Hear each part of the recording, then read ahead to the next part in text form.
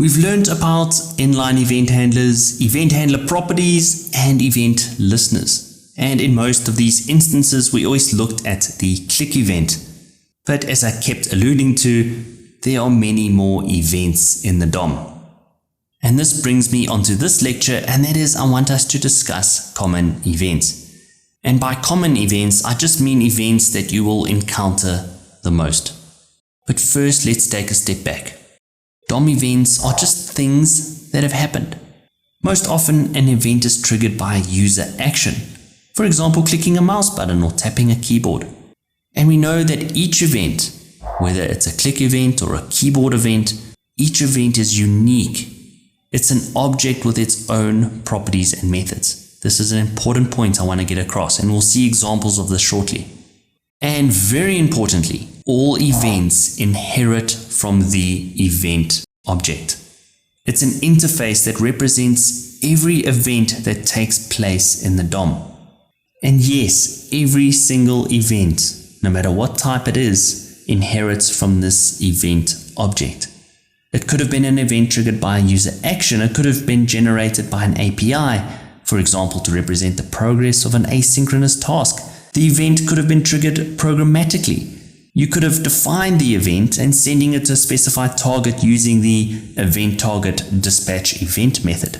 Don't worry, I know it might be a bit confusing for now. Just bear in mind, the point I'm trying to make is that there are many types of events, some of which use other interfaces based on the main event object, this event interface here. And what's really cool is that this event object contains, call it the standard set of properties and methods that are common to all events. Okay, well, I keep mentioning there are tons of different events, but what are they?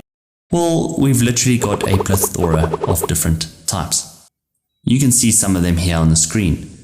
But as I mentioned, I only want us to look at the common events here, aka the events that we are going to be encountering the most as web developers. So let's get rid of all the other noise and let's look at some of the common events that are available to us. And I know you might be looking at this going, gee, are there only 5 common kind of events? And the answer is yes. Like most of the events we're going to be listening for will fall into one of these 5 categories. Mouse events, as you know, are among the most frequently used events. And they just refer to events that involve clicking buttons on the mouse or hovering or moving the mouse pointer. What do I mean by hovering, and why don't I see a hover event? Well, remember, when we're using mouse enter and mouse leave in tandem, we're pretty much creating a hover effect that lasts as long as the mouse pointer is on the element. And we know that a click event is a compound event that's comprised of a combination of mouse down and mouse up. So there really is a lot we can do with this mouse category. But we don't only have mouse events, do we? We've also got a whole lot of keyboard events. And as the name implies, keyboard events are used for handling keyboard actions, such as pressing a key, lifting a key, holding down a key, etc., etc. You might notice on the screen here, we've got a key down event and a key press event. Aren't they kind of the same? Yes, they are similar, but they're not exactly the same.